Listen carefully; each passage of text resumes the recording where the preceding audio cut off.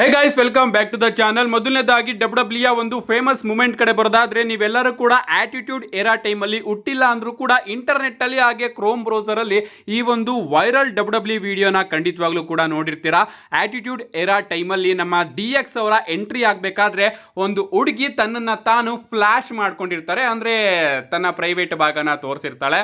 And ಆ ಹುಡುಗಿ ಈ ಬಾರಿಯ ರೆಸ್ಸಲ್ ಪೊಲೂಜಾದಲ್ಲೂ ಕೂಡ ಸ್ಪಾಟ್ ಆಗಿದ್ದಾರೆ. ನೀವು ಇಲ್ಲಿ ನೋಡ್ತಾ ಇರಬಹುದು. ಆಗ ಇವರು ಹೇಗಿದ್ರು ಅಂಡ್ ಈಗ ಇವರು ಹೇಗಿದ್ದಾರೆ ಅಂತ ಲಿಟ್ರಲಿ ಚೂರು ಕೂಡ ಬದಲಾಗಿಲ್ಲ ಗುರು. ಹಾಗೆ ಹೇಗಿದ್ರು ಈಗಲೂ ಕೂಡ ಹಾಗೆ ಇದ್ದಾರೆ.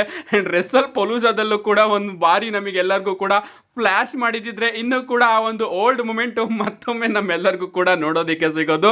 ಏನೇ ಆಗ್ಲಿ ಗಾಯ್ಸ್, ಈ ಒಂದು ವಿಚಾರ ನನಗಂತೂ ಸಿಕ್ಕಾಪಟ್ಟೆ ಶಾಕ್ ಆಯ್ತು. ಹಾಗೆ ಹೇಗಿದ್ರು ಈಗಲೂ ಕೂಡ ಹಾಗೆ ಇದ್ದಾರೆ. ನೆಕ್ಸ್ಟ್ ಅಪ್ಡೇಟ್ ಕಡೆ ಬರೋದಾದ್ರೆ, ಇದಿರ್ತಕ್ಕಂಥದ್ದು ನಮ್ಮ ಬ್ರಾನ್ಸನ್ ರೀಡ್ ಅವರ ಬಗ್ಗೆ. ನಮ್ಮ ಟ್ರಿಪಲ್ ಎಚ್ ಅವರು ಅಧಿಕಾರಕ್ಕೆ ಬಂದು ಯಾರನ್ನ ಚೆನ್ನಾಗಿ ಬುಕ್ ಮಾಡ್ತಾ ಇದಾರೋ ಗೊತ್ತಿಲ್ಲ, ಬಟ್ ನಮ್ಮ ಬ್ರಾನ್ಸನ್ ರೀಡ್ ಅವ್ರನ್ನ ಮಾತ್ರ ಅವರು ಸಿಕ್ಕಾಪಟ್ಟೆ ಚೆನ್ನಾಗಿ ಬುಕ್ ಮಾಡ್ತಾ ಇದ್ದಾರೆ. ಯಾಕಪ್ಪ ಅಂದ್ರೆ ರೀಸೆಂಟ್ ಆಗಿ ಡಬ್ಲ್ಯೂ ಅವರು ನಮ್ಮ ಬ್ರಾನ್ಸನ್ ರೀಡ್ ಅವರಿಗೆ ಒಂದು ಮಲ್ಟಿ ಇಯರ್ ಕಾಂಟ್ರಾಕ್ಟ್ ಕೂಡ ಆಫರ್ ಮಾಡಿದ್ದಾರೆ. ಸೊ ಇದ್ರ ಪ್ರಕಾರ ಇನ್ನ 2-3 ವರ್ಷ ನಮ್ಮ ಬ್ರಾನ್ಸನ್ ರೀಡ್ ಅವರು ನಮಗೆ ಡಬ್ಲ್ಯೂ ಕಂಪನಿಯಲ್ಲೇ ನೋಡೋದಕ್ಕೆ ಸಿಗ್ತಾರೆ. ಅಂಡ್ ಸದ್ಯಕ್ಕೆ ಅವರ ಬುಕಿಂಗ್ ಮಾತ್ರ ನಿಜವಾಗ್ಲೂ ಅದ್ಭುತವಾಗಿ ನಮಗೆ ನೋಡೋದಕ್ಕೆ ಸಿಗ್ತಾ ಇದೆ. ನೆಕ್ಸ್ಟ್ ಅಪ್ಡೇಟ್ ಕಡೆ ಬರೋದಾದ್ರೆ, ಇದಿರ್ತಕ್ಕಂಥದ್ದು ನಮ್ಮ ಕೋರಿ ಗ್ರೇವ್ಸ್ ಅವರ ಬಗ್ಗೆ. ನಿಮಗೆ ಗೊತ್ತಿರಬಹುದು, ಕೋರಿ ಗ್ರೇವ್ಸ್ ಅವರು ಈಗೀಗ ನಮಗೆ ಕಮೆಂಟ್ರಿ ಟೇಬಲ್ ಅಲ್ಲಿ ನೋಡೋದಕ್ಕೆ ಸಿಗ್ತಾ ಇದ್ದಾರೆ. ಬಟ್ ನೀವೆಲ್ಲರೂ ಕೂಡ ಕೋಡಿ ರೋಡ್ಸ್ ಅವ್ರನ್ನ ಫಾಲೋ ಮಾಡಿದ್ರೆ, ಅವರು ಮೊದಲು ರೆಸ್ಲರ್ ಆಗಿದ್ರು, ಬಟ್ ಅವರಿಗೆ ಇಂಜುರಿ ಆದ ಕಾರಣ ಅವರನ್ನ ಡಬ್ಲ್ಯೂ ಅವರು ಕಮೆಂಟ್ರಿ ಟೇಬಲ್ ಅಲ್ಲಿ ಯೂಸ್ ಮಾಡ್ಕೋತಾ ಇದ್ರು. ಬಟ್ ಈಗ ಅಪ್ಡೇಟ್ಗಳು ಬರ್ತಿರೋ ಪ್ರಕಾರ ಡಬ್ಲ್ಯೂ ಮೆಡಿಕಲ್ ಟೀಮ್ ಕೂಡ ಕೋರಿ ಗ್ರೇವ್ಸ್ ಅವ್ರನ್ನ ಅಫಿಷಿಯಲ್ ಆಗಿ ಕ್ಲಿಯರ್ ಮಾಡಿದೆಯಂತೆ.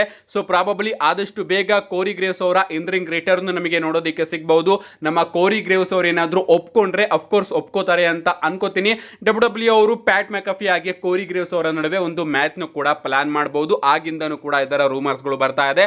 ಏನೇ ಆಗ್ಲಿ, ನಮ್ಮ ಕೋರಿ ಗ್ರೇವ್ಸ್ ಅವರು ಅಫಿಷಿಯಲ್ ಆಗಿ ರೆಡಿ ಆಗಿದ್ದಾರೆ ಇನ್ ರಿಂಗ್ ರಿಟರ್ನ್ ಗೆ. ನೆಕ್ಸ್ಟ್ ಅಪ್ಡೇಟ್ ಕಡೆ ಬರೋದಾದ್ರೆ, ಇದಿರ್ತಕ್ಕಂಥದ್ದು ಟ್ರೈಬಲ್ ಚೀಫ್ ರೋಮನ್ ರೈನ್ಸ್ ಅವರ ಬಗ್ಗೆ. ರೋಮನ್ ರೈನ್ಸ್ ಅವ್ರನ್ನ ಯಾರ್ಯಾರು ಮಿಸ್ ಮಾಡ್ಕೋತಾ ಇದ್ರು ಅವರೆಲ್ಲರಿಗೂ ಕೂಡ ಒಂದು ಗುಡ್ ನ್ಯೂಸ್. ಏನಪ್ಪಾ ಅಂದ್ರೆ, ನೆಕ್ಸ್ಟ್ ವೀಕಿನ Monday night raw Roman Reigns ಅವರೇ ಕಿಕ್ ಆಫ್ ಮಾಡ್ತಾ ಇದ್ದಾರೆ.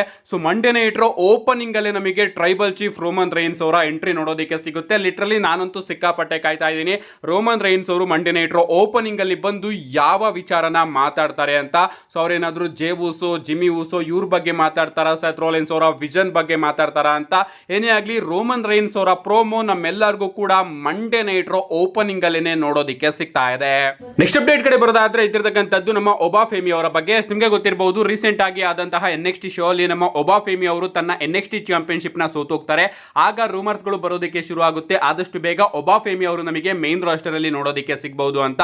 ಬಟ್ ಈಗ ಅಪ್ಡೇಟ್ ಗಳು ಬರ್ತಿರೋ ಪ್ರಕಾರ ಒಬಾ ಫೇಮಿ ಅವರು ಇನ್ನ ಸ್ವಲ್ಪ ಹೊತ್ತು NXT ಅಲ್ಲೇ ಕಂಟಿನ್ಯೂ ಮಾಡೋದು ನಮಗೆ ನೋಡೋದಕ್ಕೆ ಸಿಗುತ್ತಂತೆ. ಗೊತ್ತಿಲ್ಲ, ಐ ಥಿಂಕ್ ಮೇನ್ ರಾಸ್ಟರ್ ಅಲ್ಲಿ ಯಾವುದೇ ರೀತಿಯ ಸದ್ಯದ ಪ್ಲಾನ್ಸ್ ಇಲ್ಲ ಅಂತ ಅನ್ಕೋತೀನಿ. ಪ್ರಾಬಬ್ಲಿ ರಾಯಲ್ ರಂಬಲ್ ಅಲ್ಲಿ ಅವರು ರಿಟರ್ನ್ ಆಗಿ ಮೇನ್ ರಾಸ್ಟರ್ ಗೆ ಬರಬಹುದು, ಅಥವಾ ರಸಲ್ ಮೀನಿಯಾ ಆದ್ಮೇಲೆ ಒಬಾ ಫೇಮಿ ಅವ್ರನ್ನ ಡಬ್ಲ್ಯೂ ಅವರು ಮೇನ್ ರಾಸ್ಟರ್ ಗೆ ಕರ್ಕೊಂಡು ಬರಬಹುದು. ನಮ್ಮ ನೆಕ್ಸ್ಟ್ ಫೈನಲ್ ಅಪ್ಡೇಟ್ ಕಡೆ ಬರೋದಾದ್ರೆ, ಇದಿರ್ತಕ್ಕಂಥದ್ದು ವೈಪರ್ ರ್ಯಾಂಡಿ ಆರ್ಟನ್ ಅವರ ಬಗ್ಗೆ. ನಿಮಗೆ ಗೊತ್ತಿರಬಹುದು, ವೈಪರ್ ರ್ಯಾಂಡಿ ಆರ್ಟನ್ ಅವರು ಯಾವಾಗಲೂ ಕೂಡ ಕೋಡಿ ರೋಡ್ಸ್ ಅವ್ರಿಗಿಂತ ಕೋಡಿ ರೋಡ್ಸ್ ಅವರ ಚಾಂಪಿಯನ್ಶಿಪ್ ನೇ ಗುರಾಯಿಸ್ತಾ ಇರ್ತಾರೆ. ಅಂಡ್ ಇವತ್ತಿನ ಸ್ಮ್ಯಾಕ್ ಡೌನ್ ನಲ್ಲೂ ಕೂಡ ಅವರು ಕೋಡಿ ರೋಡ್ಸ್ ಅವರ ಚಾಂಪಿಯನ್ಶಿಪ್ ನೇ ನೋಡ್ತಾ ಇದ್ರು. ಅಂಡ್ ನಮ್ಮ ಪಾಲಿಮಿನ್ ಅವರು ಸ್ಮ್ಯಾಕ್ ಡೌನ್ ನ ಓಪನಿಂಗ್ ಅಲ್ಲೇ ರ್ಯಾಂಡಿ ಆರ್ಟನ್ ಅವರಿಗೆ ಪ್ರಶ್ನೆನ ಕೇಳ್ತಾರೆ. ರ್ಯಾಂಡಿ ಆರ್ಟನ್, ಇವತ್ತಿನ ಸ್ಮ್ಯಾಕ್ ಡೌನ್ ನಲ್ಲಿ ನೀವೇನಾದ್ರೂ ಸೋತ್ರೆ ನೀನು ಕೋಡಿ ರೋಡ್ಸ್ ಅವ್ರನ್ನ ಯಾವ ರೀತಿ ನೋಡ್ತೀಯಾ? ಕೋಡಿ ರೋಡ್ಸ್ ಏನಾದ್ರೂ ಪಿನ್ ಆದ್ರೆ ಕೋಡಿ ರೋಡ್ಸ್ ನೀನು ಚಾಂಪಿಯನ್ ಆಗಿ ಇನ್ನೂ ಕೂಡ ಚೆನ್ನಾಗಿ ಆಡ್ಬೋದಾಗಿತ್ತು ಅಂತ ಪ್ರಶ್ನೆನ ಕೇಳ್ತೀಯಾ? ಅಕಸ್ಮಾತ್ ನೀನೇನಾದ್ರೂ ಪಿನ್ ಆದ್ರೆ ಕೋಡಿ ರೋಡ್ಸ್ ನೀನು ನನ್ನನ್ನ ಕಾಪಾಡೋದಕ್ಕೆ ಬರ್ಬೋದಾಗಿತ್ತು ಅಂತ ಪ್ರಶ್ನೆನ ಕೇಳ್ತೀಯಾ? ಯಾವ ರೀತಿ ಪ್ರಶ್ನೆನ ಕೇಳ್ತೀಯಾ ಹೇಳು ಅಂತ ನಮ್ಮ ಪಾಲಿಮಿನ್ ಅವರು ರ್ಯಾಂಡಿ ಆರ್ಟನ್ ಅವ್ರಿಗೆ ಹೇಳ್ತಾರೆ. ಅಂಡ್ ಇವತ್ತಿನ ಸ್ಮ್ಯಾಕ್ ಡೌನ್ ನಲ್ಲಿ ಪಿನ್ ಆಗಿದ್ದು ಅಫ್ಕೋರ್ಸ್ ನಮ್ಮ ವೈಪರ್ ರ್ಯಾಂಡಿ ಆರ್ಟನ್ ಅವರೇ. ಸೊ ಪ್ರಾಬಬ್ಲಿ ಗೈಸ್, ರ್ಯಾಂಡಿ ಆರ್ಟನ್ ಅವರ ಹೀಲ್ ಟರ್ನ್ ಆದಷ್ಟು ಬೇಗ ನಮಗೆ ನೋಡೋದಕ್ಕೆ ಸಿಗಬಹುದು. ಯಾರಿಗ್ ಗೊತ್ತು, ಕ್ರೌನ್ ಜ್ಯುವೆಲ್ ಅಲ್ಲಿ ಆ ಒಂದು ಹೀಲ್ ಟರ್ನ್ ನಮ್ಮೆಲ್ಲರಿಗೂ ಕೂಡ ನೋಡೋದಕ್ಕೆ ಸಿಗಬಹುದು. ಕ್ರೌನ್ ಜ್ಯುವೆಲ್ ಅಲ್ಲಿ ಸೆತ್ ರೋಲಿನ್ಸ್ ಹಾಗೆ ಕೋಡಿ ರೋಡ್ಸ್ ಅವರ ಮ್ಯಾಚ್ ಆಗ್ತಾ ಇದೆ. ಆ ಒಂದು ಮ್ಯಾಚ್ ಅಲ್ಲಿ ಬ್ರಾಕ್ ಲೆಸ್ನರ್ ಅವರ ಇನ್ವಾಲ್ವ್ಮೆಂಟ್ ಕೂಡ ಆಗೋ ಚಾನ್ಸಸ್ ಜಾಸ್ತಿ ಕಾಣಿಸ್ತಾ ಇದೆ. ಸೊ ಬ್ರಾಕ್ ಲೆಸ್ನರ್ ನ ಏನಾದ್ರೂ ಡಬ್ಲ್ಯೂ ಅವರು ಕರ್ಕೊಂಡು ಬರೋದಕ್ಕೆ ಆಗ್ಲಿಲ್ಲ ಅಂದ್ರೆ, ರ್ಯಾಂಡಿ ಆರ್ಟನ್ ಅವರ ಮೋಸ್ಟ್ ಅವೈಟೆಡ್ ಹೀಲ್ ಟರ್ನ್ ನಮಗೆ ಕ್ರೌನ್ ಜ್ಯುವೆಲ್ ಅಲ್ಲೇನೆ ನೋಡೋದಕ್ಕೆ ಸಿಗಬಹುದು. ನಮ್ಮ ರ್ಯಾಂಡಿ ಆರ್ಟನ್ ಅವರು ಬಂದು ಕೋಡಿ ರೋಡ್ಸ್ ಅವರಿಗೆ RKOನ ಕನೆಕ್ಟ್ ಮಾಡಬಹುದು. ಅಂಡ್ ಹಿಂಗೆ ಸೆತ್ ಫ್ರೀಕಿನ್ ರಾಲಿನ್ಸ್ ಅವರು ಫೈನಲಿ ಕೋಡಿ ರೋಡ್ಸ್ ಅವ್ರನ್ನ ಸೋಲಿಸಬಹುದು. ಏನೇ ಆಗಲಿ ಗೈಸ್, ರ್ಯಾಂಡಿ ಆರ್ಟನ್ ಅವರ ಹೀಲ್ ಟರ್ನ್ ಇನ್ನೇನು ಹತ್ರದಲ್ಲಿದೆ, ಅದು ಯಾವಾಗ ಆಗುತ್ತೆ ಅಂತ ಕಾದ್ ನೋಡಬೇಕು. ನಿಮ್ಗೆ ಅನಿಸುತ್ತೆ ಇದ್ರ ಬಗ್ಗೆ ನಿಮ್ಮ ಅನಿಸಿಕೆನ ಕಮೆಂಟ್ ಮಾಡಿ ಅಂತ ಹೇಳ್ತಾ, see you guys in my next video.